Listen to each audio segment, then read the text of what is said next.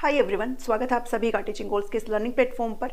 हरियाणा में जो टीजीटी की भर्ती है वो आपकी एक रनिंग में है जिसका रिजल्ट नहीं आया है और इसके बावजूद भी आपकी बहुत सारे पोस्ट है जो वैकेंट पड़ी हुई है और कैंडिडेट यहाँ पर कहीं ना कहीं वेट में है और इस चीज़ को लेकर के आपका धरना भी चला हुआ है कि भी आप वैकेंसी नहीं लाते हो और इसी के ही मिड में आपके सामने वैकेंसी आ जाती है। लेकिन ये वैकेंसी आपकी स्थायी वैकेंसी नहीं है, परमानेंट वैकेंसी नहीं है, ये आपकी अस्थायी वैकेंसी है। सबसे पहले तो आप इस चीज़ को समझिए।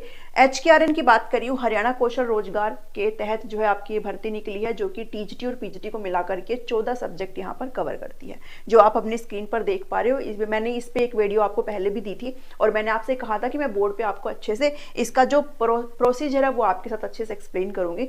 तो इसी को लेकर के मैं आज ये वीडियो लेकर के आई हूँ ताकि आपको समझ में आ जाए कि आपको इसमें कैसे अपना सिलेक्शन लेना है, क्या इसकी प्रक्रिया रहने वाली है। पहले तो आप इस चीज़ को अच्छे से समझ लें कि HKRN जो है आपका एक कॉन्ट्रैक्ट बेस पर वैकेंसी होती है। सरकार का जब मन चाहेगा तब आपको निकाल देंगे, आपका कॉन्ट्रैक्ट रीन्यू भी कर सकते हैं।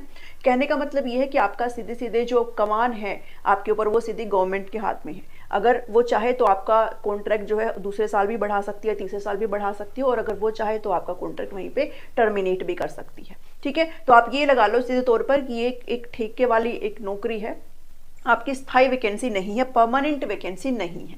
ठीक है, तो बाकी रहेगी चीज़ें आपकी गवर्नमेंट ही जॉब ये होती है, बट थोड़ा सा ये है, बहुत ही चालाक हो चुकी है गवर्नमेंट, सब लोग बहुत ही ज़्यादा हो चुके हैं। एक तो इनको देना पड़ता है क्या, जो सैलरी है वो एक तो परमानेंट टीचर को देनी पड़े जो कि आपकी 80-90 हज़ार रुपये होती है और एक यहाँ पर ये इससे काम चला रहे तो इनके लिए और अच्छी बात क्या ही होगी कि यहाँ पर ये काम चला रहे हैं 30-35-40 हज़ार रुपये में।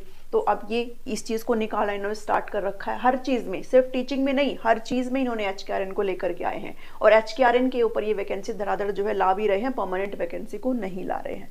ठीक है, तो यहाँ पर मैं बात कर रही हूँ कि आपका टीजीटी पीजीटी वैकेंसी 2023 है, 17 से 23 दिसंबर आपकी डेट रहने वाली है। कल से फॉर्म भरना स्टार्ट हो चुका है और रही बात इस बार की एचटेट की, तो इतना तो उम्मीद इनसे की ही जा सकती है कि एचटेट का रिजल्ट दे दे। इतना तो शायद ये कल लगा ही लेंगे कि जो है एचटेट का रिजल्ट दे दें ताकि जो अभी बच्चों ने पास करा है वो भी इसमें अप्लाई कर सकते हैं। ठीक है, तो अभी राइट नाउ तो आपके सामने ये HKRN वैकेंसी है। अगर आप इसमें कर पाते हैं, अगर आपको लगता है ये अच्छी है तो फिर आप इसमें भी अप्लाई कर सकते हो। बाकी देख लेना भाई क्या क्या इनका क्राइटेरिया है, क्योंकि ना कोई पेपर होगा ना कोई इंटरव्यू है, कुछ नहीं है, सिर्फ और सिर्फ इन ये जो कुछ पॉइंट्स है यहाँ पर, इसके बेस पर आपके पॉइंट्स बनाए जाएंगे और मेरिट बेस आपकी एक तैयार करी जाएगी। ठीक है, चलो देख लेते हैं। पहले तो आप सब्जेक्ट देख लो, ये जितने भी सब्जेक्ट है आपके सारे 22 के 22 डिस्ट्रिक्ट में आपकी पोस्टिंग होने वाली है, छोड़ करके पीजीटी के कुछ सब्जेक्ट हैं, कुछ नहीं है, सिर्फ 2 ही है। पीजीटी बायोलॉजी और पीजीटी संस्कृत जो है ये दोनों सिर्फ और सिर्फ नूहू में ही बच्चों की यहाँ पर जॉब लगने वाली है, इसके अलावा कहीं भी नहीं। ठीक है, बाकी जितने भी सब्जेक्ट हैं चाहे वो टीजीटी के हैं चाहे वो पीजीटी के हैं, वो सभी 22 के 22 डिस्ट्रिक्ट में आपकी कहीं पर भी पोस्टिंग की जा सकती है।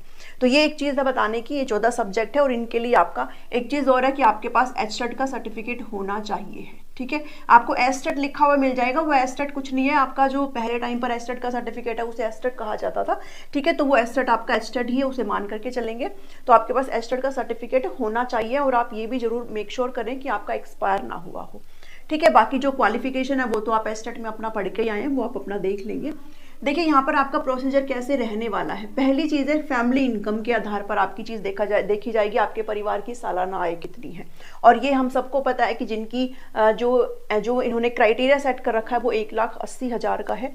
तो अगर किसी कैंडिडेट की जो वो प्रूव कर देता है कि भाई 1,80,000 से अगर मेरी जो फैमिली इनकम है वो अगर मेरी कम है तो फिर उसको 40 मार्क्स यहाँ पर दिए जाते हैं। ठीक है, अगर आपकी ये ज़्यादा है, अगर आपकी जो सैलरी है ये जो इनकम है एनुअल इनकम अगर ये ज़्यादा चली जाती है तो आपके नंबर उसी तरीके से घटते हुए आ जाएंगे। ठीक है, 30 हो जाएंगे, 20 हो जाएंगे, 10 हो जाएंगे, तो ऐसे आपकी रहेगी। प्रेफरेंस जो है 40 मार्क्स किसको दिया जाएगा, जिसका एनुअल इनकम जो है वो 1,80,000 से कम हो। तो 40 नंबर आपके सीधे तौर पर यहाँ आ गए हैं। एक चीज़ और, ये पूरा जो है 100 मार्क्स का आपका क्राइटेरिया रहने वाला है। ये अभी चेंज हुआ है, पहले आपका 150 रखा गया था जिसके बेस पर पहले हुआ है, अभी इसको चेंज किया गया। ये अब पूरा क्राइटेरिया का है 100 नंबर का कर दिया गया है। ठीक है, फिर बात आती है उम्र के हिसाब से भी यहाँ पर देखा जाता है, आपकी जितनी उम्र है आपको उतना ही प्रेफरेंस यहाँ पर दी जाती है। ठीक है, तो लेकिन ऐसा भी नहीं है कि जिसकी ज़्यादा ही उम्र है, जिसकी अगर 40-42 ऐसे उम्र है तो उनको कम नंबर भी यहाँ पर रखे गए हैं। कहने का मतलब ये है कि एक स्पेसिफिक आपकी एज यहाँ पर रखी गई है। ठीक है, वहां पर आपको पूरे 10 नंबर दिए जाते हैं, कम उम्र वालों को कम प्रेफरेंस दी जाएगी। और जैसे आपकी मैं अगर लेट से अगर मान के चलती हूँ तो यहाँ पर आपकी जो 30 से 36 साल के जो भी है ना, उनको जो है यहाँ पर ज़्यादा प्रेफरेंस दी जाएगी, इनके लिए यहाँ पर 10 नंबर है। इसके बाद अगर आप जाते हैं 36 से 42 अगर आपकी उम्र है तो यहाँ पर आपको 5 मार्क्स दिया जाएगा। यानी कि कहने का मतलब ये है जैसे जैसे आपकी उम्र बढ़ती जाएगी आपको प्रेफरेंस दी जाएगी, लेकिन एक टाइम के उम्र के बाद आपकी प्रेफरेंस जो है वो कम भी हो जाएगी। ठीक है, तो उम्र का आप अपना यहाँ पर देख लीजिएगा कितना कौन 10 नंबर यहाँ पर लेकर के जाता है। फिर बात आती है एक्स्ट्रा स्किल क्वालिफिकेशन की। अगर आपने कोई कंप्यूटर का कोर्स किया है, अगर कोई एग्रीकल्चर आपके पास कोई सर्टिफिकेट है, तो इन सब के आपको 5 नंबर यहाँ पर मिल सकते हैं। फिर है हायर एजुकेशनल क्वालिफिकेशन, उच्च अगर आपके पास कोई भी शैक्षिक योग्यता है, जैसे मान लो अगर कोई टीजीटी के लिए अप्लाई कर रहा है, उसने अगर पीजीटी भी मास्टर्स भी अगर उसने कर रखा है और हायर डिग्री अगर कर रखे है तो उसके यहाँ पर 5 मार्क्स उसको दिए जाएंगे। नेक्स्ट है socio economic criteria. Socio economic criteria में वही आता है, मतलब अगर आपका नो जॉब है ना, घर में अगर कोई भी जॉब नहीं है तो आपको 10 नंबर का रखा गया यहाँ पर।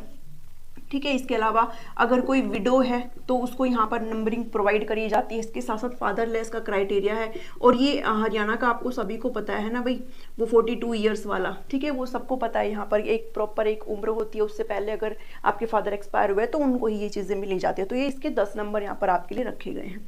फिर है सीईटी क्वालिफाई अगर आपका है तो आपको सीधे तौर पर 10 नंबर यहाँ पर प्रोवाइड करे जाएंगे। ईज ऑफ डेवलपमेंट नहीं है, डिप्लॉयमेंट है। ठीक है, तो ईज ऑफ डिप्लॉयमेंट के आपको 10 नंबर यहाँ पर दिए जाएंगे, यानी कि आपका अगर आप उस मूल जिले के अगर निवासी हैं तो आपका यहाँ पर 10 नंबर बन जाता है। उसके बाद एक्सपीरियंस है, आपका जो अनुभव है प्रदेश सरकार में, अगर आपका कोई अनुभव है तो आपको 10 नंबर यहाँ पर दिए जाते हैं। जितने आपका अनुभव है, जितने साल का है, उतने ही यहाँ पर आपके नंबर एड ऑन हो जाएंगे। ठीक है, तो ये कुछ पॉइंट्स है जो कि आपके पूरा 100 नंबर बनाता है। 40 + 10 50 60 70 80 एक सेकेंड 40 + 10 50 60 70 80 90 और ये 100। ठीक है, तो ये 100 नंबर का आपका क्राइटेरिया यहाँ पर हो जाता है। कोई पेपर नहीं होता है, कुछ भी नहीं होता है, सिर्फ आपको अप्लाई करना है और ये सारी चीज़ें आपको आपकी जो उठा ली जाती है और फिर आपके एक मेरिट लिस्ट यहाँ पर बनाई जाती है। लेट से अगर किसी भी सब्जेक्ट में आपकी 100 वैकेंसीज है, ठीक है, मैं अज्यूम कर रही हूँ, लेट से कोई भी एग्जाम है, मान लो हिंदी इंग्लिश है कुछ भी है, तो उसमें अगर 100 वैकेंसीज है तो जो बच्चे यहाँ पर बिल्कुल टॉप की 100 बच्चे होंगे ना, जैसे मान लो ये नंबर बनाया अगर किसी का, कुछ बच्चों का मान लो अगर 85 से 90 बना है, किसी का अगर मान लो 80 से 85 बना है, तो जो ऊपर ऊपर के 100 बच्चे ना उनको उठा लिया जाएगा और उनको फिर एक मैसेज सेंड करा जाता है कि आप इसके लिए आगे एक तरीके से हाँ भरते हो कि नहीं भरते हो आप इस जॉब के लिए। तो आपको उसमें एक लिंक पे क्लिक करना होता है और आपको उसमें अपनी एग्रीमेंट जो है एक तरीके से दिखाना होता है कि हाँ मैं इस चीज़ के लिए प्रिपेयर हूँ। ठीक है, तो ये ऐसा ये प्रोसेस होता है इनका और फिर आपको ये सारी चीज़ें हो जाती है। ठीक है, मैंने पिछली वीडियो में आपसे सैलरी से रिलेटेड बात करी थी, जो मैंने किसी न्यूज़पेपर में पढ़ा था। अभी मैंने पर्सनली बात करी है एक टीचर से जो कि ऑलरेडी है HKRN में, तो उन्होंने कहा कि अभी ऐसा कोई इशू नहीं है। ठीक है, सैलरी जो है उनको प्रॉपर टाइम से दी जा रही है, तो इस चीज़ का कोई भी इशू नहीं है, सैलरी वगैरह सब प्रॉपर टाइम से दी जा रही है। हाँ, एक चीज़ है जो पिछले साल दिसंबर में 2069 टीचर्स यहाँ पर सेलेक्टेड थे, उनको अभी तक ज्वाइनिंग लेटर नहीं मिला है, बस ये चीज़ ध्यान में रख लेना। ठीक है, बाकी उम्मीद है कि आप अगर इसमें अप्लाई करते हो तो आपको जल्दी सारी चीज़ें मिल जाए, उनकी तरह आपको वेट ना करना पड़े। तो इस वीडियो में इतना ही है, उम्मीद करती हूँ आपको सारी चीज़ें समझ में आई होगी। फिर भी अगर कोई डाउट है तो आप कमेंट करके पूछ सकते हो, मैं कोशिश करूँगी कि आपको रिप्लाई कर दूँ।